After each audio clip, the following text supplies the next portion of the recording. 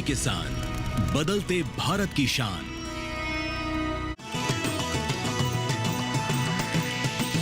DD किसान, बदलते भारत की शान।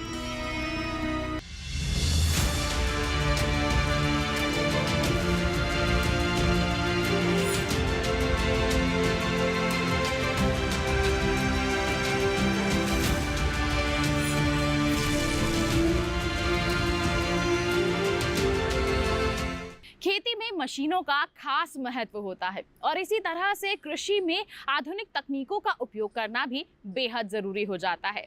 आधुनिक तकनीकों से मतलब है वो नवीनतम आधुनिक तकनीकें जिनसे जो हमारी फसलें हैं उनकी पैदावार बढ़ सके, संसाधनों का कुशल उपयोग हो सके, पर्यावरण को कम से कम नुकसान हो सके, जिसका सीधा सीधा फायदा हमारे किसानों को मिल सके। नमस्कार, दूरदर्शन किसान चैनल के कार्यक्रम हाईटेक खेती में मैं अदिति शर्मा आप सभी का स्वागत करती हूं। आज के कार्यक्रम में बात खेती में एरोपोनिक तकनीक की, जानेंगे इसकी उपयोगिता के बारे में और मुलाकात करेंगे संबंधित विशेषज्ञों से भी।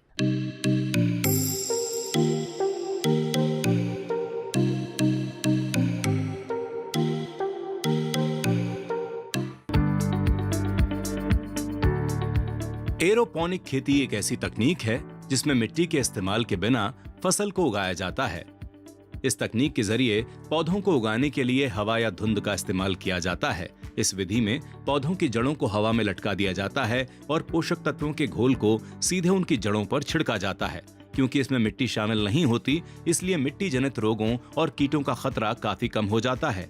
एरोपोनिक खेती ग्रीन हाउस में की जाती है, जिसमें प्रकाश, तापमान और आर्द्रता सहित बढ़ती परिस्थितियों पर सटीक नियंत्रण संभव हो पाता है।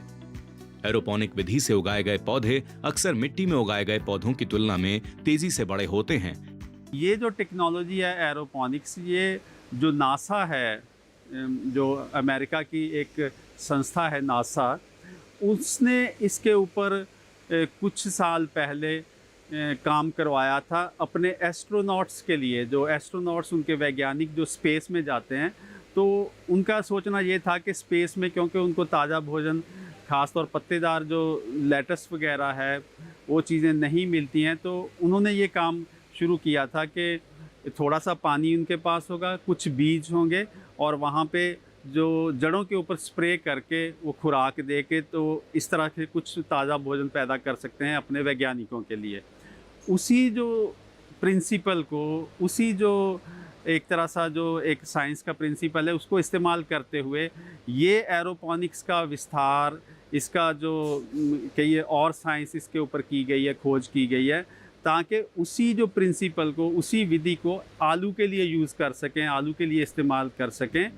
एरोपोनिक खेती की तकनीक दुनिया भर में बेहद लोकप्रिय हो गई है। खास तौर पर शहरी वातावरण या उन स्थानों के लिए ये तकनीक आदर्श मानी जाती है जहां स्थान सीमित है। इस तकनीक की सबसे बड़ी खासियत यह है कि अगर आपके पास अपने छोटे से बगीचे या छत पर कोई जगह है, तो आप उसका इस्तेमाल अपने भोजन को उगाने के लिए कर सकते हैं, जिसमें आपको खेती के लिए बहुत ज्यादा जमीन की जरूरत नहीं पड़ेगी। मिट्टी आधारित खेती की तुलना में खाद्य उत्पादन की यह टिकाऊ विधि 80 से 90% कम पानी का उपयोग करती है। मिट्टी की अनुपस्थिति, हवा या धुंध की उपस्थिति में पौधों को उगाने की यह तकनीक खेती के भविष्य के रूप में उभर रही है।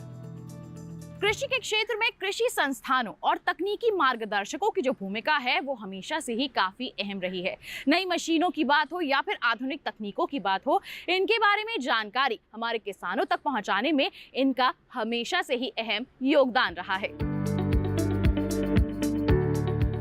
एरोपोनिक का सीधा सा मतलब है हवा में उगना।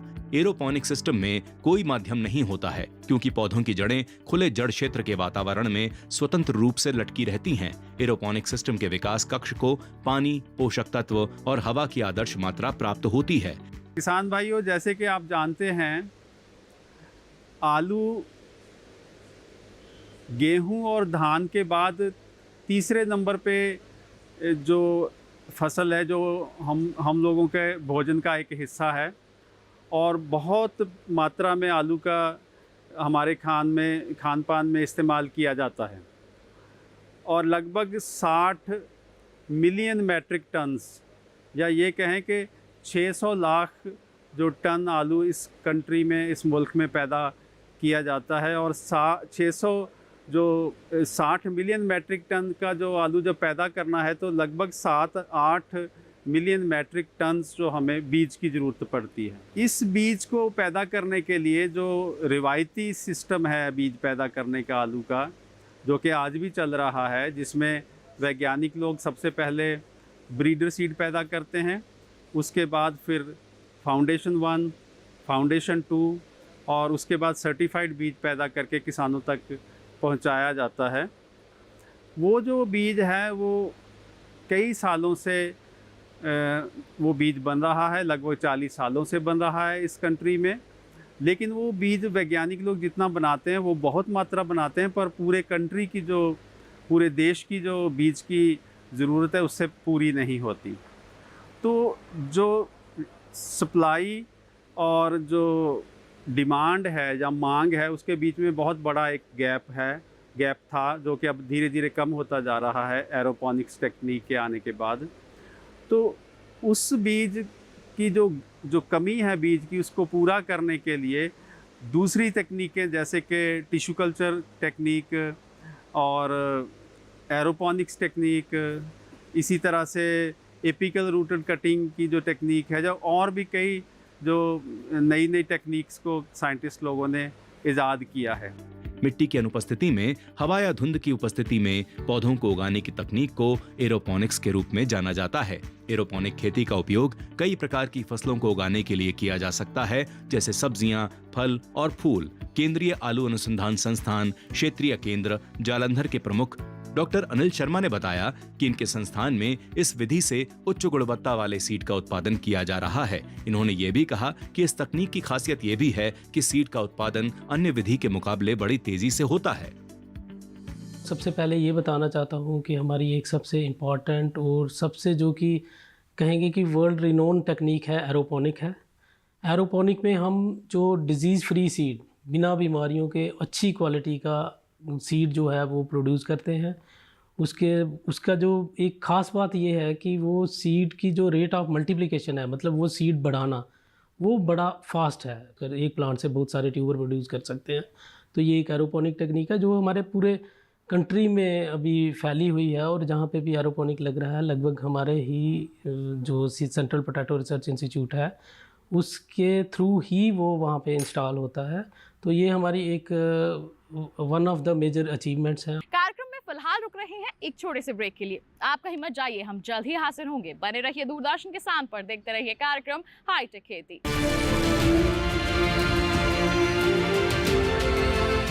आज देश का किसान बढ़ा रहा है कृषि आधारित उद्योग की ओर कदम। उसकी इस यात्रा में साथ है SBI का agri and food enterprise loan. हर प्रकार की फूड प्रोसेसिंग तथा कृषि निर्यात इकाई के लिए संपूर्ण समाधान। ये लोन उपलब्ध है 1 लाख से 100 करोड़ की धनराशि तक, और इसको चुकाने की समय सीमा है अधिकतम 10 साल। क्रेडिट गारंटी कवर की सीमा तक 0 कोलेटरल सिक्योरिटी। SBI का agri and food enterprise loan बन रहा है किसान की उन्नति का आधार।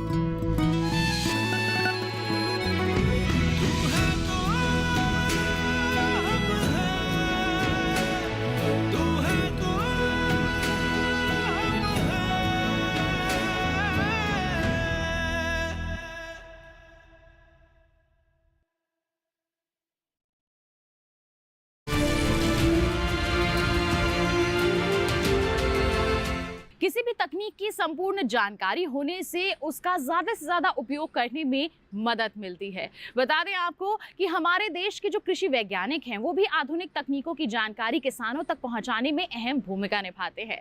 एरोपोनिक तकनीक की बात करें तो इसके बारे में केंद्रीय आलू अनुसंधान संस्थान के वैज्ञानिक क्या जानकारी दे रहे हैं, आइए जानते हैं।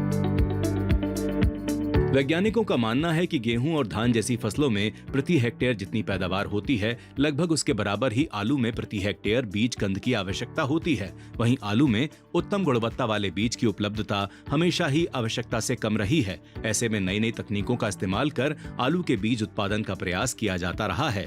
पारंपरिक विधियों द्वारा आलू के बीज तैयार करने में कई वर्षों का इस्तेमाल करना पड़ता है। ऐसे में कृषि संस्थानों द्वारा और वैज्ञानिकों की कठिन प्रयासों के फलस्वरूप आलू के बीज उत्पादन के लिए एरोपोनिक तकनीक को इस्तेमाल में लिया जा रहा है। इस तकनीक की मदद से प्रति पौधा 40 से 50 छोटे कंद मिलते हैं। यह पारंपरिक आलू बीज उत्पादन की विधियों से संख्या में 10 से 12 गुना अधिक होते हैं। इस विधि में बीज कंदों को हर चौथे पांचवें दिन तोड़े जाने के कारण इनके आकार में समानता बनी रहती है। आवश्यकता अनुसार तोड़े जाने वाले आलू का आकार भी हम सुनिश्चित कर सकते हैं। इनकी एक समान बिजाई करना भी आसान रहता है। एरोपोनिक में पौधों को हवा में ही उगाया जाता है। इस कारण मृदा जनित रोगों के होने की आशंका नहीं होती। खेत से प्राप्त होने वाले आलू बीज कंदों की अपेक्षा एरोपोनिक से बीज कंदों की प्रति पौधा पैदावार लगभग दुगनी प्राप्त होती है। इस प्रकार सभी पौधों की जड़ों को पोषक तत्वों की उपलब्धता पर्याप्त एवं एक समान होती है। इस विधि में छोटे आकार के बीज आलू कंद होने के कारण उन्हें एक स्थान से दूसरे स्थान पर लाना और ले जाना भी सुविधाजनक रहता है। मिट्टी की तुलना में एरोपोनिक विधि में सिर्फ 5 से 10% पानी और 10 से 15% पोषक तत्वों का इस्तेमाल होता है। इसलिए इस विधि को पानी की कमी वाले क्षेत्रों में भी आलू बीज उत्पादन के लिए प्रयोग किया जा सकता है। प्रति कंद उत्पादन लागत अन्य विधियों की तुलना में अपेक्षाकृत 5 से 6 गुना कम आती है। एरोपोनिक्स के एक ऐसा तरीका है कि जिसमें जो आलू का किसान है उसको बीज पैदा करने के लिए जो बीज चाहिए, जिसको हम प्री बेसिक सीड बोलते हैं, उसकी मात्रा बहुत बढ़ जाती है। टिश्यू कल्चर लेबॉर्ट्री में एक साल में एक पौधे से कई 100 पौधे तैयार कर लिए जाते हैं। और वो जो टिश्यू कल्चर के पौधे हैं, ये एरोपोनिक्स की विधि से पहले वो मिट्टी में लगाए जाते थे। और वो जो एक पौधा था वो 6 से लेके 8-9 आलू के कंद पैदा करता है। टिश्यू कल्चर से पैदा किए हुए कंद को बोलते हैं मिनी ट्यूबर, टेक्निकल भाषा में बोलते हैं मिनी ट्यूबर। अब ज़रूरत ये थी कि वो मिनी ट्यूबर की जो पैदावार है वो बढ़ाई जाए, और उसको बहुत ज़्यादा मात्रा में बढ़ाने के लिए इस टेक्निक जिसको एरोपोनिक्स बोलते हैं इसका इजाद हुआ। और वही पौधा जो टिश्यू कल्चर का पौधा था, जब मिट्टी में लगाया जाता था नेट हाउस में, नेट हाउस इसलिए कि उसमें कोई भी कीट पतंगा जैसे कि सफ़ेद मक्खी, चेपा ना आ पाए। सफ़ेद मक्खी और चेपा और या दूसरे कीट उसमें वायरस रोग का फैलाव करते हैं, उससे बचने के लिए नेट हाउस में जो पौधे टिश्यू कल्चर के लगाए जाते थे। अब वैज्ञानिक लोगों ने ये सोचा कि उसी पौधे से कोई ऐसा तरीका निकाला जाए जिसमें 6 से लेके 8 की बजाय बहुत ज़्यादा मात्रा में कंद बने, जो मिनी ट्यूबर ज़्यादा बने। उसी सोच के तहत ये एरोपोनिक्स विधि का विकास हुआ, इसके ऊपर काम किया गया। बेसिकली जो एरोपोनिक्स जो है, ये 2 अंग्रेज़ी का शब्द है एरोपोनिक्स। एरो का मतलब हवा, पोनिक्स का मतलब कोई भी आप पौधे को हवा में उगा रहे हैं। तो एरोपोनिक्स में जैसे कि आप देख पा रहे हैं कि ग्रीन हाउस में, जिसमें कि आपका टेम्परेचर कंट्रोल है, उधर पंखे चल रहे हैं और मेरे पीछे जो एक पैड सिस्टम है जिसके ऊपर पानी गिर रहा है, तो अंदर का जो टेम्परेचर है वो हम लोग अपने हिसाब से कंट्रोल कर पा रहे हैं। जैसा कि हमने जाना, एरोपोनिक खेती में मिट्टी का उपयोग नहीं होता। इसके बजाय ग्रीन हाउस में तैयार किया जाता है। पौधों की जड़ें जमीन में नहीं होती हैं, बल्कि वे हवा में ही लटकती हैं। वैज्ञानिकों के सुझाव पर ग्रीन हाउस में एरोपोनिक फार्म तैयार किया जाता है। इसके बुनियादी ढांचे में LED light, pump, misting nozzle, hydroponic net pot और अन्य आवश्यक उपकरण शामिल होते हैं। इस ढांचे में लगे फसलों पर एक विशेष तरह के नोजल द्वारा पानी का छिड़काव किया जाता है। पानी का मिश्रण पोषक तत्वों से भरपूर होता है। पोषक तत्व जैसे नाइट्रोजन, फास्फोरस और पोटेशियम, कैल्शियम, मैग्नीशियम, ये सभी पोषक तत्व बिल्कुल संतुलन में मिले होते हैं, जो कि आलूओं की बढ़वार में मददगार होते हैं। पानी का ये मिश्रण समय समय पर ऑटोमेटिक सिस्टम द्वारा फसलों पर छिड़के जाते हैं। वहीं ये रोटेशन में भी लगातार बार बार इस्तेमाल होते हैं, जिससे लागत में भी कमी आती है। जैसे कि आप देख रहे हैं, ये एरोपोनिक्स में ये पूरा सिस्टम बना हुआ है, और ये जो पौधे हैं आप देख रहे हैं, ये ऊपर से तो सूर्य की रोशनी लेते हैं ग्रीन हाउस की शीट के बीच में से, और ये फसल जो आप देख रहे हैं इस तरह से है जैसे फैक्ट्री में बनाई गई हुई फसल हो। बहुत ही शानदार, बहुत ही तंदुरुस्त, बिल्कुल एक तरह के सपनों की फसल इसको कह सकते हैं। अब इसी का जो इसके नीचे कोई मिट्टी नहीं है। जो हम लोग जो रवायती सिस्टम है फसल पैदा करने का, उसमें हमारी जो जड़ें होती हैं वो मिट्टी में होती हैं। यहाँ जो ये जो बॉक्सेस बने हुए ये सिस्टम बना हुआ है, इसमें नीचे बिल्कुल मिट्टी नहीं है और जो जड़ें हैं वो हवा में लटक रही हैं। अभी मैं आपको दिखाता हूँ किस तरह से ये जो हवा में लटक रही जड़ें हैं उनको कैसे खुराक दी जाती है। आप ये देखें कि ये पूरा एक सिस्टम है जिसमें जब हमने आलू तोड़ना है तो हम इस फसल को पूरा ऊपर उठा लेते हैं। जिस समय आलू की जो मिनी ट्यूबर की पिकिंग या हार्वेस्टिंग या तुड़ाई होनी है, जैसे कि आप देख रहे हैं ये इस तरह से आलू जड़ें लटक रही हैं हवा में और इसीलिए इसको एरोपोनिक्स बोलते हैं। और ये आलू लगे हुए हैं, ऊपर कंद लगे हुए हैं। तो हर तीसरे चौथे दिन इन जो कंद है, जैसे आज ये इनकी पिकिंग हो चुकी है और नहीं तो हर तीसरे चौथे दिन इनकी पिकिंग, जैसे ये 2 से 3 ग्राम का आलू हो जाता है तो इसकी पिकिंग कर ली जाती है। और नीचे ये पूरा सिस्टम बना हुआ है जो कि ऑटोमेटिकली चलता है। हर जो सेट टाइम है 5-10 मिनट के बाद ये यहाँ से खुराक की स्प्रे ऊपर होनी शुरू हो जाती है। तो अभी जैसे ही टाइम आएगा इसके स्प्रे होने का, ये ऑटोमेटिकली स्प्रे होनी शुरू हो जाएगी। इसमें आप इस तरह से जड़ों को टच कर सकते हैं, ये देख सकते हैं कि इनमें कोई बीमारी तो नहीं है, इनका रंग कैसा है और इनका जो आलू नए बन रहे हैं या कितने बन रहे हैं, ये सारा कुछ अपनी आँखों से देखा जा सकता है। तो इस तरह से ये जो एरोपोनिक्स है, हवा में जिसका होना हम कह सकते हैं, आप देख पा रहे हैं। अब ये आपके सामने जब स्प्रे होने का टाइम हो गया और इसके ऊपर जड़ों के ऊपर ऑटोमेटिकली जो वो सॉल्यूशन, वो पानी स्प्रे हो रहा है जिस पानी में सब तरह के जो पूरे जो तत्व है जिसको बोलते हैं nitrogen, phosphorus, potash, sulphur, calcium, magnesium, manganese, zinc, ferrous, molybdenum और जो भी कोई खुराक की ज़रूरत है उसमें पानी में घोल के रखी जाती है और ऑटोमेटिकली जो पंप है इसके ऊपर स्प्रे करता है हर 5 से 7 मिनट के बाद। तो इस तरह से ये एरोपोनिक्स किया जाता है और ये जो क्रांतिकारी जो टेक्नोलॉजी है, ये बेसिकली इसमें ये जो मिनी ट्यूबर जिसको हम बोलते हैं, तो ये 1 साल में, जैसे ये यूनिट आप देख पा रहे हैं, तो इस यूनिट में 5 लाख ये मिनी ट्यूबर पैदा किए जा सकते हैं। और इसी तरह जो बने हुए यूनिट हैं अलग अलग, कोई 10 लाख कैपेसिटी का है, कोई 20 लाख कैपेसिटी का 1 साल में प्रोडक्शन का ये सिस्टम है। और ये सब कुछ भारतवर्ष में ये डिज़ाइन तैयार किया गया है। सब कुछ हमारे साइंटिस्ट लोगों ने मिलके इसकी डिज़ाइनिंग की है, इसके प्रोटोकॉल सेट किए हैं और इसका कब फसल लगेगी, कौन सी लगेगी, कितनी दूरी पे लगेगी, कितने दिनों बाद आपने कौन सी खुराक इसको देनी है, ये सारा कुछ CPRI में पिछले 10 से 15 सालों में किया गया है। हमारे देश का किसान बहुत जागरूक है। नई मशीनों के उपयोग की बात हो या फिर नई आधुनिक तकनीकों को अपनाने और उनके बारे में सीखने की बात हो, हमारे देश का जो किसान है हमेशा से ही जागरूक रहता है। हमारे देश के वैज्ञानिकों से एरोपोनिक तकनीक की जानकारी हासिल कर हमारे देश के जो किसान हैं वो ज़्यादा से ज़्यादा लाभान्वित भी हो रहे हैं। भारत विकासशील देश है। हमारी वर्तमान सरकार देश को आगे बढ़ाने और खासकर कृषि के क्षेत्र को ज्यादा से ज्यादा मजबूती देने के उद्देश्य से काम कर रही है।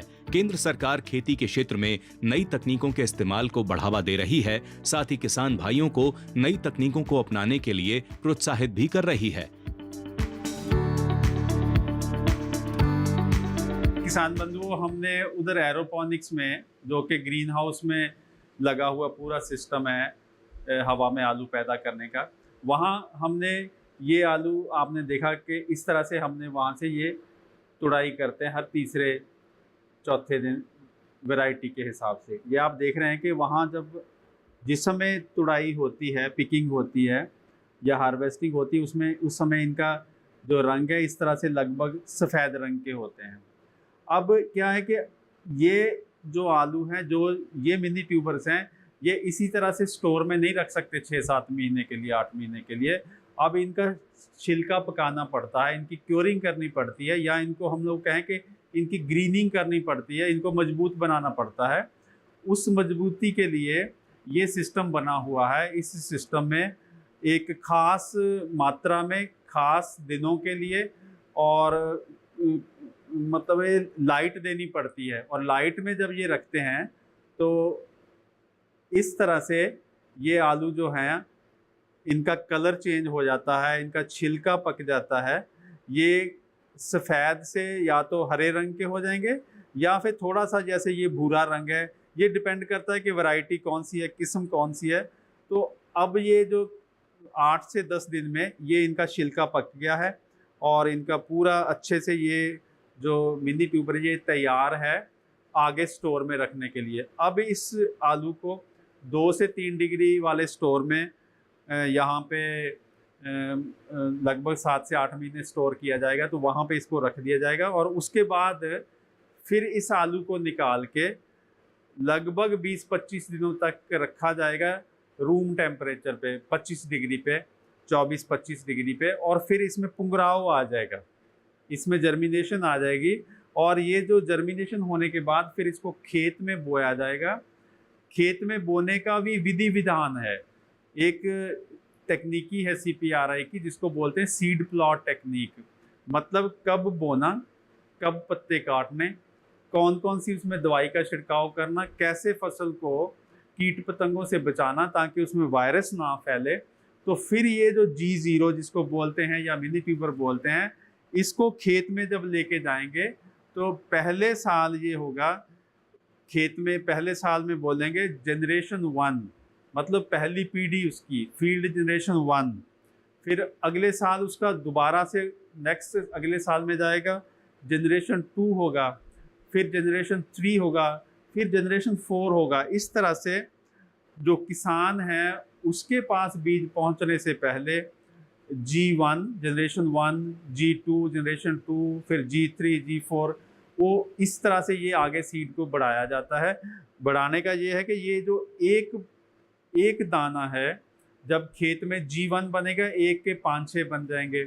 जब ये G2 बनेगा तो लगभग आप ये मान के चलिए 50 के करीब बन जाएंगे। जब G3 बनेगा तो 50 को अगर 6 गुना करें तो 300 के करीब बन जाएगा। जब G4 बनेगा तो एक दाने से 1500, 1600, 1700 दाना बन चुका होगा। तो ये कह सकते हैं कि एक दाने से G4 के 1600-1700 दाने बन चुके होंगे, जो कि लगभग डेढ़ कट्टे के आसपास हो सकता है, डिपेंडिंग अपॉन साइज़ कैसा है।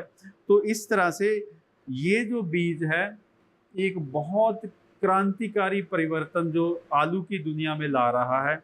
जो किसान इससे जुड़े हुए हैं उनको पता है कि कैसे उनकी इस विधि के आने से, ये एरोपोनिक की विधि और इसका जो टिश्यू कल्चर लेबॉर्ट्री के साथ जो मिलान होने के बाद जब ये मिनी ट्यूबर की मात्रा इतनी बढ़ रही है बड़ी तेज़ी से, अब हमें उम्मीद है कि आने वाले दिनों में किसानों को पूरा जो बीज की जितनी उनकी रिक्वायरमेंट है, जितनी उनकी ज़रूरत है, उसकी भरपाई होनी शुरू हो जाएगी। एरोपोनिक तकनीक नई तकनीकों में से एक है। भारत में एरोपोनिक खेती सबसे महत्वपूर्ण तकनीक है जिसने इस दशक में खेती में क्रांति ला दी है, जिसे लेकर हमारे देश के किसान भाई बेहद उत्साहित हैं। वे इस तकनीक के बारे में जानकर इसे अपनाने की कोशिश भी कर रहे हैं। हालांकि भारत में अभी एरोपोनिक को अपनाने की गति धीमी है, लेकिन किसान इस तकनीक को लेकर बेहद उत्साहित और इसे अपनाकर खेती करने के लिए प्रयासरत हैं। Aeroponic seed central potato research station से मैं गया था, तो डॉक्टर साहब ने बताया कि जे बढ़िया सीड बनाना है तो एरोपोनिक दा ही सीड बनाओ। तो मैंने उनसे सीड परचेज किया, तो मैं वो लगाया और तीजा साल हो गया है, तो मैं चौथे साल में उसको बेचूंगा। जो भी फर्ज करो एक जो बंदा परचेज करेगा तो उसको पता चल जाएगा थानू कि इसकी कितनी ही ईल्ड है। एरोपोनिक खेती की तकनीक अपनी संभावनाओं की वजह से दुनिया भर में बेहद लोकप्रिय हो गई है। भारत देश में भी इसकी जानकारी लोगों तक पहुंच रही है और किसान भी इससे अवगत हो रहे हैं। जैसा कि हमारे देश में भूमि की कमी है और इस कमी को देखते हुए एरोपोनिक तकनीक में खेती का भविष्य नजर आ रहा है। इस तकनीक से जमीन की कमी को पूरा किया जा सकता है, साथ ही उपज भी कई गुना तक बढ़ाई जा सकती है। एरोपोनिक तकनीक की मदद से कृषि संस्थान आलू के स्वस्थ और अच्छे बीज किसानों को उपलब्ध करा सकेंगे। ऐसे में यह कहना गलत नहीं होगा कि किसान इस तकनीक से कम लागत में आलू की ज्यादा से ज्यादा पैदावार हासिल कर सकते हैं।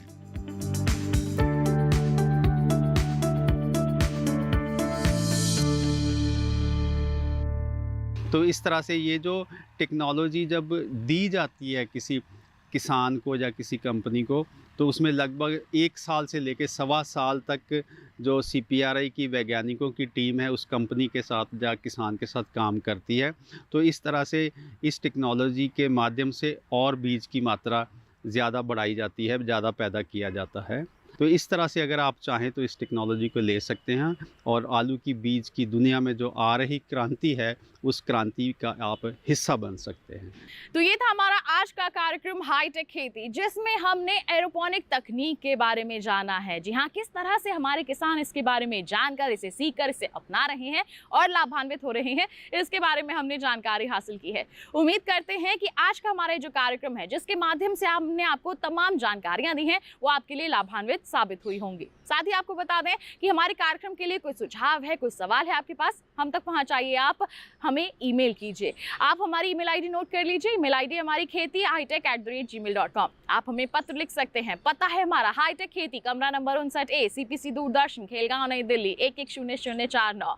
इसके साथ ही बता दें, दोबारा देखना है आपको हमारा एक कार्यक्रम, तो आप हमारे जो टीवी स्क्रीन पर QR कोड दिखाया जा रहा है उसे स्कैन कर लीजिए, सीधा पहुंच जाएंगे हमारे YouTube चैनल पर। तो किसान भाइयों बहनों, इसी वादे के साथ अगले अंक में फिर होंगे हाजिर। किसी नई तकनीक, किसी नई मशीन के बारे में करेंगे आपको जागरूक। तब तक के लिए हमें दीजिए इजाजत, लेकिन आप बने रहिए दूरदर्शन किसान पर। नमस्कार।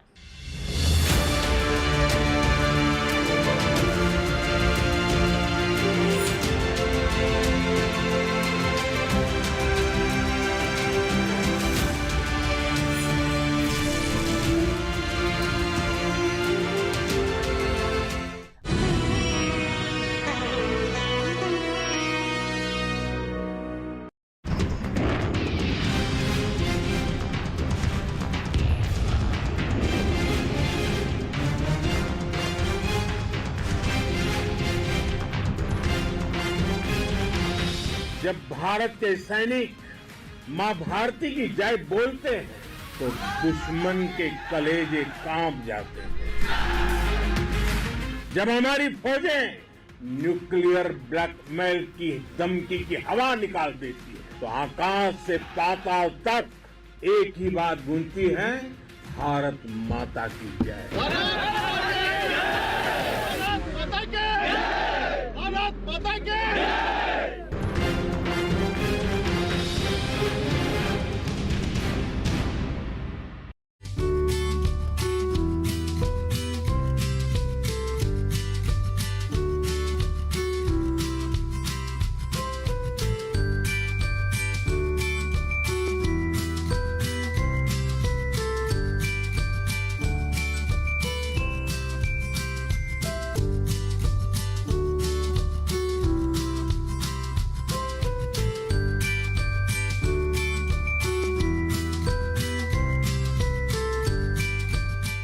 जब अर्जुन संशय में थे, श्री कृष्ण ने दिया उन्हें अमृत ज्ञान।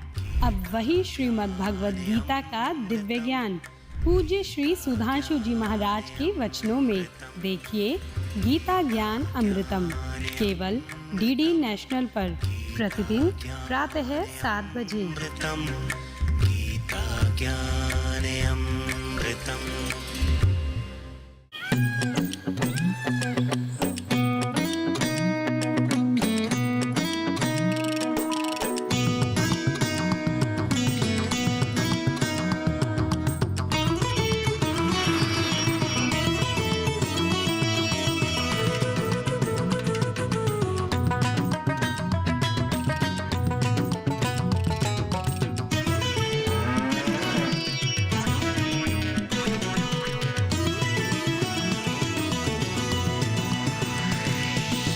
डीडी किसान, बदलते भारत की शान।